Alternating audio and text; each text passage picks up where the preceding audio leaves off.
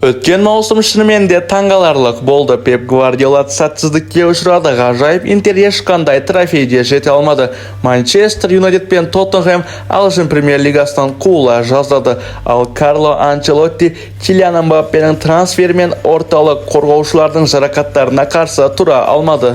Қазір біз осы және басқа тақырыптар жайлы сөйлесеміз. Достар, жаңа эксперименталды роликке қош келдіңіздер. Өткен маусымдағы үздік 10 сәт міндетті түрде лайктарыңызды басыңыздар, пікір қалдырыңыздар. Болашақта осындай роликтер шығуы тек сіздерге байланысты. Өйткені оларды жасау әлде қайда қиын, ал қайтарымы әлде қайда аз болып жатыр. Сол себепті арнамызға тіркеліп, лайк басып бізді қолдап қойыңыздар.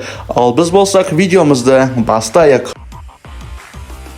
Біз әдетте трофейлерді гранттар иеленетін қалыпты жағдай ретінде қабылдаймыз. Бұл бұрыннан белгілі дүние. Олар өзара кубоктарды тартып алады. Алайда биыл бірден бірнеше салыстырмалы түрде қарапайым командалар әлде қайда танымал қарсыластарынан озып кетті. Бұл айтпақшы тығыз кестенің қалыпты салдары сияқты көрінеді. Үлкен клубтарда әдетте кубоктық турнирлерде тұрақтылықты ұстап тұруға күште ресурста жетіспейді. Мұндайда бапкерлер жиі тәуекелге барып, екінші құраммен ойнауға мәжбүр болады. Осы себепті күтпеген нәтижелер жиі болады. Мысалы, Ливерпульдің чемпионшипте қалуға да шамасы жетпеген Плимуттан ұтылып қалуы. Қысқасы, шамадан тыс толып кеткен күнтізбенің бейтарап көрермендер ішінде өз артықшылықтары бар. Халқы 320 мың болатын Германияның Белфилд қаласынан шыққан Армения Германия кубогының финалында дейін жетті. Әрине, трофейді жеңіп алу бұйырмады, бірақ жеңімпазды таңғалдырды. Себебі бұл Байер емес және Баварияда емес, тіпті Дортмундта емес. Жоқ, кубокты маусымды Бундеслигадағы 9-шы орынмен аяқтаған Штутгарт жеңіп алды. Бұл шыбаптар үшін 1997 жылдан бергі алғашқы кубок. Сол кезде олармен аты аңызға айналған Йохам Лев жұмыс істеген болатын. Соңында заводшылар Еуропа лигасына жолдама алды. Маусым сәтсіз аяқталғанымен команданың жаймен жақсарып келе жатқанын көрдік. Винченцо Итальяно 3 сәтсіз финалдан кейін Болониямен бірге алғашқы трофейін жеңіп алды. Оның Болониясы Италия кубогының финалына шығып, сол жерде Миланды аса сауатты түрде жеңіп кетті. Қарсыласқа мүлдем ештеңе істеуге мүмкіндік бермеді. Кубок үшін Италияны өзінің әйгілі агрессивті прессингінен бас тартуға да қорқпады. Өйткені Милан позициялық шабуыл жасай алмайтынын жақсы білді. Оның үстіне мұны Итальянаның көзінің алдында жасайды. Милан бапкерді алып кетуге тырысты, бірақ бұл әрекет сәтсіз аяқталды. Фиорентинамен де жетістікке жете алды және Болониямен де жеңіске жетті. Осы жерде де қарапайым клубта қалды. Ал Ньюкасл Юнайтедті қазіргі иелерімен бірге шағын клуб деп атау енді ыңғайсыз. Жақсы құрам фанаттар армиясы, зор тарих, мықты бапкер мен АПЛ клубтарының көбісінен асып түсетін бюджет. Бұрынғы мәртебеге ресми түрде оралу және үлкен алтылық түсінігін біртіндеп жою үшін Ньюкаслға трофей ауадай қажет еді. Осы жерде көмекке Креди кубогы келді. Оның финалында Ливерпульді Ньюкасл 2-1 есебімен жеңіп алды. Ньюкасл матчтың басым бөлігінде қарсыласынан жақсы көрінді және кубокты толық лайықты түрде иеленді. Енді олар 2030 жобасы бойынша жоспарын сенімді түрде жалғастыра алады. Бұл жоспарға сәйкес 5 жылдан кейін клуб Англиядағы жетекші күштердің біріне айналуы тиіс. Тағы бір клубқа тоқталатын болса, Кристал Пэлас сәл қарапайым амбициялар ұстанады, бірақ лондондық жанкерлер үшін трофей Ньюкасл жанкерлерінен кем қымбат болған жоқ. Алайда олар әлі күнге дейін бірде-бір трофей жоқ еді. Клуб 120 жылдық тарихында Еурокубоктарға қатыспаған. Ашық айтқанда, Кристал Пэлас Англия кубогының финалына шыққаннан кейін де көп адам бүркіттердің трофей жеңе алатынына сенімді болмаған. Олар қалай Манчестер Сити сияқты топ клубты жеңе алсын деп көп жанкерлер айтқан болатын. Алайда бас бапкер Оливер Ганстер мен қақпашы Дин Хендерсон тіпті Гвардиола командасында нокаутқа түсірді. Ньюкасл клубы тұңғыш рет Лига Еуропада ойнайды. Сонымен қатар өткен маусымдағы алғашқы үлкен жаңалық, шағын клубтар ірі титулдарды жеңіп алды. Екінші маңызды оқиға бұл әрине Ламин Ямал. Ламин Ямал үлкен футболға небәрі 15 жасында кіріп келді. 16-ға толғанда ол ұлттық құрамасы үшін алғашқы матчтың өзінде алғашқы голын соқты. Одан бері Венгер жасының арқасында соншама көп рекордты жаңартты. Бұл әзілге айналып кетті. Көпшілік әр матч сайын Ламиннің тағы бір ең жас көрсеткішке ие болуынан шаршады. Бірақ енді Ламин сәл есейіп қалды. Енді кәмелет жасына толмақ. Rekordтарды жаулау қарқыны әрине бәсеңдеді, алайда Ямалға дейін таңғалуымыз кемеден жоқ. Осы маусымда Ламин нағыз футбол жұлдызына айналды. Оның жеке өмірі туралы да көп жаңалықтар шығып кетті. Мысалы, Фати Васкеспен байланысты соңғы хикаялар. Фати Васкеспен жақын арақатынаста болған ақпараттар көп тарап жатыр. Ямал бүкіл әлемде үлкен танымалдылыққа ие болды. Оған аңыздар тамсана қарап, мұндай таланттар өте сирек туатынын айтылды. Жастар вендерді үлгі ретінде қабылдай бастады. Ламин футболға қызығатын жас жанкелері арасында ең танымал ойыншыға айналды. Бұл жерде Ламин Ямал паталау қойып тастады. Тіпті Роналдоның өзінде, Месси де оның жасында мұншалықты танымал болмаған. Оның үстіне ол кезде әлеуметтік желілерде дамымаған еді. Бұрын Ямал туралы сын айтқан Фабио Капелло мысалы Ламин жақсы, бірақ Мессидің қасында жоқ. Оның әлеуеті әлсіз деген пікірлерде жүр. Енді сол Капеллоның өзі Ямал алтын допты жеңіп алуы тиіс деп қазіргі уақытта ақпараттар шығарып жатыр. Барса вендері фантастикалық маусым өткізді. Соңғы бір жылда Ламин Еуропаның плей-офф кезеңдерінде Чемпиондар лигасы, Ұлттар лигасы, Испания кубогы, Суперкубок, Реал Мадридке қарсы матчтар сияқты 23 маңызды ойында алаңға шықты. Ямалға қарсы тұратын ешбір қорғаушы болмады. Нуно Мендешті есепке алмасақ, Ламин Ямал осы маусымда керемет деңгей көрсетті. Қазіргі уақытта алтын допқа басты үміткерлердің бірі. Ямалдың батырлығы шарықтау шегіне Интерге қарсы ойындарда жетті. Барселона доптың бәрін Ламин Ямалға беріп отырды. Әріптестері Виндерді және оның жоқ жерден гол жасай алатын қабілетіне соншалықты сенді. Барса Чемпиондар лигасынан айырылды, ал Испания құрамасы Ұлттар лигасын жеңе алмады. Бірақ соның өзінде Виндерді маусымның үздік ойыншысы атануға мүмкіндік әлі де бар. Ямалдың өткен маусымдағы ойыны жылдың ең есте қалған оқиғаларының бірі, ал егер алтын допты алса, бұл сәт тек маусымның ғана емес, тарихтың қазынасына айналмақ. Усман Дембелеге футбол әлемінің назары оның Рен сапындағы алғашқы ойыннан бастап-ақ ауа бастады. Францияда оның әлемдегі ең үздіктерінің біріне айналатын әлеуеті бар екенін тез аңғарды. Екі аяқпен де ойнай алуы, жылдамдығы, техникасы, алаңды көруі бәрі оның матч тағдырын шеше алатын ойыншы болуына мүмкіндік беретіндей көрінді. Дортмундта өзінің мықты екенін дәлелдеді. Одан кейін Барселона оны 145 миллион еуроға сатып алды. Мақсат Неймардың орнын басу, алайда бастапқыда Дембеле Каталонияда ештеңе көрсете алмады. Ол тек Хави келелі оянды, бірақ содан кейін жылдан Пари Сен-Жерменде ауысып кетті. Бақшы Парижде оны бастапқыда төмен нәтижелілік үшін сынады, бірақ бұл сында әділдеуге келмейді, себебі Дембеленің париждіктердің шабуылдарын ұйымдастыруға қосқан үлесі орасан зор еді. Осы маусымда Усман француз жанкелердің жылдар бойы күткен деңгейіне сай ойнады. Ол Францияда есейіп, жауапкершілікті артты, тамақтану мен күн тәртібіне мән бере бастады. Нәтижесінде жұлдызға, қаһарманға айналды. Енді нақ Килиан Мбаппенің орнын баса алды десек те болар өткен маусымда. Дембеле ПСЖ-ға керекті шешуші ойындарда көмектесе алды. Дәл сол Ливерпульмен матчта есепті теңестіріп алаңда шедевр жасады. Дәл сол Арсеналмен ойында жеңісті қамтамасыз етті. Дембеле жалған 9-шы рөлді атқара алды. Жалған 9-лықта рөлін керемет деңгейде көрсете алды. Оның деңгейі қазіргі уақыттағы спорт формасы өте керемет. Бұл Барселонада пицца жеп түнгі уақытта FIFA ойнаған Дембеле. Бүгінгі Усман феноменді прогресспен өзіне жұмыс істеудің айғағы. Сол осындай тәртіппен ойнағанда Барселонаның аңызы болар еді. Пари Сен-Жерменге келіп күрт өзгерді және оның қазіргі уақыттағы формасы өте керемет және алтын допты жеңіп алуға басты үміттер деп айтсақ болар. Бірінші орында тұр, Чемпиондар лигасын жеңіп алды және Чемпиондар лигасында жарқын өнер көрсете алды. Лига 1-ді жеңіп алды. Жалпы ПСЖ-мен барлық турнирлерді жеңіп ала алды. Дембеленің ойынына қандай баға бересіздер? Комментте қалдырып кетіңіздер, біз жалғастыра берейік. Винсент Компани Баварияның бас бапкері болып тағайындалғанда көпшілік мюнхендіктердің бұл таңдауына күмәнмен қарады. Мюнхендік ұжым бастапқыда Хаби Алонсоны Унай Эмериді немесе болмай жатса Ханс-Дитер Фликті шақырғысы келген, бірақ бұл бапкерлер Баварияны тізгіндегісі келмеді. Соңында Мюнхендіктер бар жоғы компанияға жүгінді, ал сол кезде оған ешкім аса мән берген жоқ.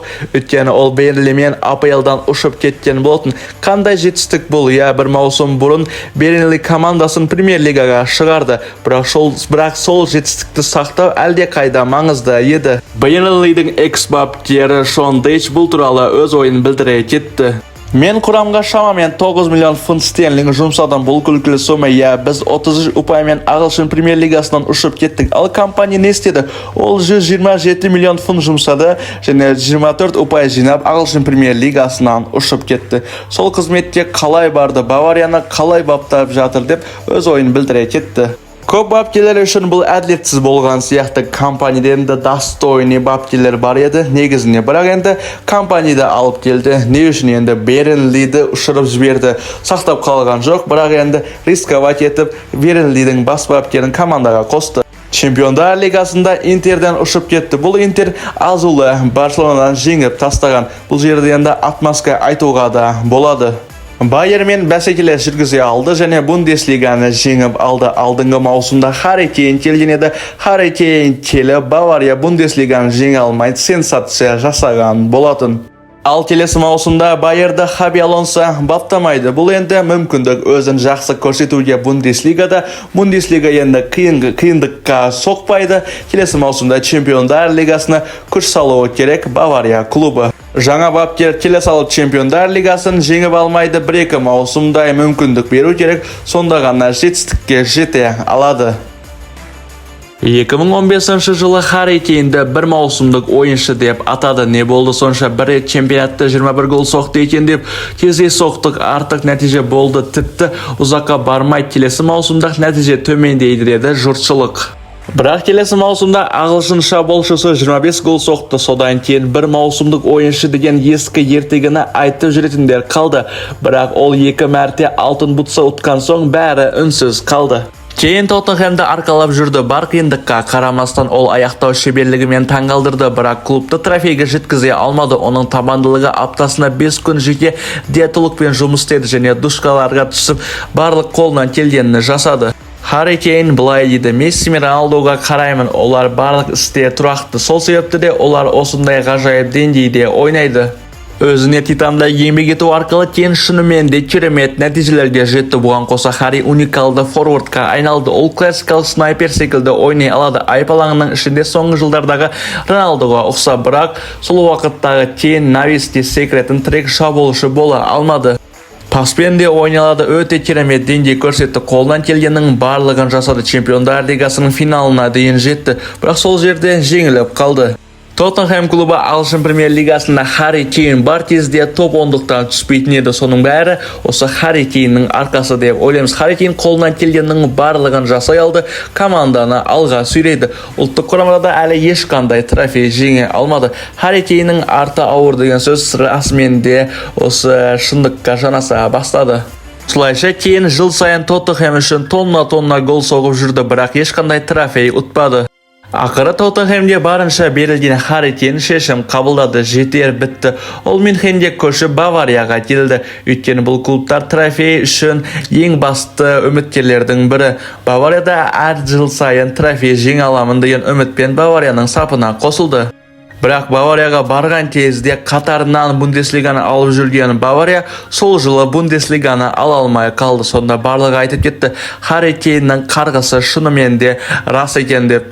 Абырой болғанда биылғы маусым бұл мифті жоққа шығарды. Кейн ақыры үлкен командалық жүлдені жеңіп алды, әрі ол толықтай лайықты болды. Чемпионатта 26 гол соғып, енді тек Харридің қолынан нақты бір кубок тиген сәтін күтеміз. Әйтпесе Бундеслиганың жеңімпаздарына берілетін салат табақшасы дегеніміз бәрібірде нағыз кубоктай әсер етпейді. Оның фигурасы негізгі кубокқа ұқсамайды, жай ғана тарелка сияқты. Тоттенхэм бұл әрдайым амбициясы жанкүйеріне зиян келтіретін команда еді. Трофей ұтып алғысы келеді, бірақ қолынан келмейді. Гранттардың жанкүйерлері турнирлік жеңістерді тойлап жүргенде, ал орташа фанаттар командалары төмен түспегеніне және кейде Еуропа кубоктарға ілінгеніне риза болып жүргенде, спорт жанкүйерлері тек азап тартуға ғана қалып жүрді. Angliya astanasida Ange Postecoglou kelген soң londonliktардың үміті қайта жанданды. Өйткені өткен маусымның бір бөлігінде команда тіпті бірінші орында тұрған болатын. Осы маусымда австралиялық бапкер сол жетістікті нығайтуға керек еді, бірақ онда ештеңе болмады. Тоттенхэмді жарақаттар қыспаққа алды. АПЛ командасы сол маусымда өте қиындыққа ұшырады. Тоттенхэм клубы Англия премьер лигасынан ұшып кетпеу үшін қолынан келгеннің барлығын жасап жүрді. Қысқасы бәрі тағы бір көңілсіз маусым болады деп ойлады.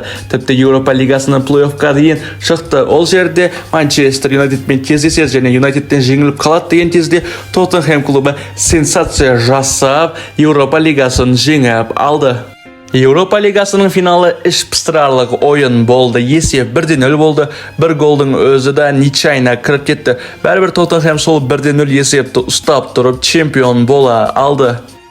Тоттенхэм клубы ағылшын премьер лигасынан 15-ші орыннан да төмен орын алды және Постекоглу Еуропа лигасын жеңіп алғаннан кейін қалама деп ойладық. Оның орнына Томас Франк бас бапкер болды. Еуропа лигасын жеңіп алған болса да Постекоглу қуылып кетті.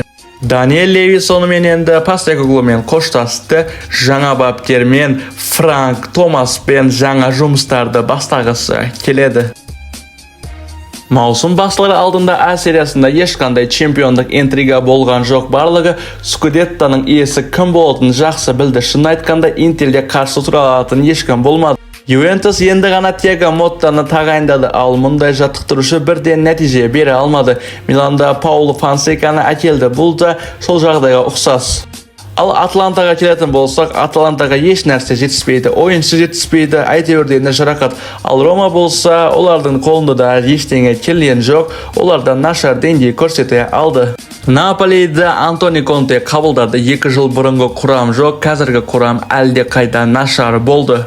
Конте өте шектеулі ресурспен жұмыс істеуге мәжбүр болды, сондықтан чемпиондар лигасына шығу маусым қорытындысына өте жақсы нәтиже деп есептелінетін, бірақ итальян маманы өз шегінен асып түсті. Әрине сәттілікте көмектесті. Мынандай Наполидің құрамымен ең мықты бапкерлердің барлығын жинасаң да, серияны алу қиын болды. Сонымен қатар ұйықтап жүрген қорғаушыларды оятқан Мактоминай болды. Және де олардың қасына Ди Лоренцо, Зимбо Андисаларда маусымда жақсы деңгейден бастай алды. Наполидің Распа Дори деген ойыншысы да керемет деңгей көрсетті және Ромелу Лукаку да өзін керемет деңгейде көрсете алды. Антони Контенің қолында бұл ойыншы өте жарқырай алады. Манчестер Юнайтедке керек болмай қалған Мактоминай бұл команданың нағыз лидерлерінің бірі болды. Кантесіз Наполи чемпион болмаста еді. Өткен маусымда бапкер өз мансабындағы ешбір клубта болмаған құйтырғы жағдайға жұмыс істеген жоқ. Ол керемет деңгей көрсете алды. Өзінің тактикасы болды және Интердің керек жерлерде нақты ұпай алатын жерлерде ұпай жоғалтқанның арқасында Наполида чемпион болып кетті. Бұл жерде енді Интердің де өзінің қатысы бар, керек жерде ұпай алмады және де жеңіп тұрған кезде ұпайларды жоғалтып қойды. Оны Наполи клубы дұрыс пайдаланып және Скудеттаны жұлып алып кетті. Осы маусымдағы Наполи туралы не ойлайсыздар? Өз ойларыңыздарды комментарийға қалдырып, лайкты аямаңыздар. Біз болсақ видеоны жалғастыра берейік. Юрген Клопты Ливерпульді толықтай алмастыру бұл жаңа орындалмайтын арман сияқты. Неміс жаттықтырушысы қызылдар үшін жай ғана бапкерден де артыққа айналды. Клоп бұл дәуірдің символы, клубтың әрбір адал жанкүйеріне дос және жанкүйерлер әрқашан қорғайтын адам. Юрген командаға қиын қыстау кезеңде келді. Тіпті жеткіліксіз ресурстар жағдайында да ол нағыз машина құра білді. Манчестер Ситидің мазғымас үстемдігінің титулын тартып алды. Енді Манчестер Сити гегемония жасады. Бұл жерде Юрген Клоптың қолынан келді Ливерпульді ағылшын премьер лигасын жеңіп алуы. Демалыс алғысы келді, бәлкім мүлде зейнетке кеткісі келді. Ливерпуль шұғыл түрде клуб аңызының орнын басатын бапкерлерді іздеді. Хаби Алонсоның көмегіне жүгінбекші болды. Хаби Алонсо қаражатсыз-ақ Байерді Еуропа лигасының финалына дейін алып барды және де чемпиондар лигасына жолдама алып берді. Одан кейін Бундеслиганы алып берді. Ал Байер клубының бапкері болса Ливерпульға барудан бас тартты. Ливерпульда ойнаған болса да. Алонсо келметтеп клубы өздерінің көңіл күйін түсірмеді. Басқа да бапкерлерді іздеді, жас бапкерлерді іздеді. Оның бірі Спортингтің бас бапкері болған Рубен Аморим. Ол Манчестер Юнайтедке кетті. Жақсы бол, Ливерпульға келмеген. Одан кейін Арне Слот команданы баптады. Фейнордтың экс бапкері. Голландиялық бапкер Фейнардта өзін жақсы қырынан көрсетті, алайда көптеген Ливерпуль жанкүйерлерінің сенімін оята алмады. Өйткені мұнда деңгейде тәжірибесі тым аз еді. Бас директор Майкл Эдвард Слотты таңдаған сыңайлы, оның иілгіш мінезінің жақсы болған үшін.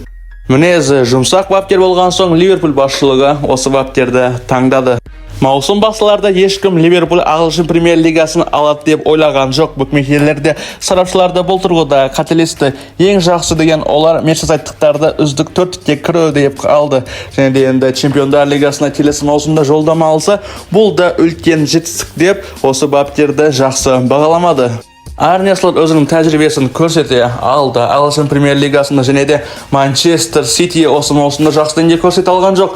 Арсеналды білеміз, әрдайым екінші орынға түсіп қала береді. Соны дұрыс пайдаланып, Ағылшын премьер лигасын жеңіп алып берді Ливерпульға. Өкінішке орай чемпиондар лигасынан 1-8-де ерте ұшып кетті Пари Сен-Жермен клубынан.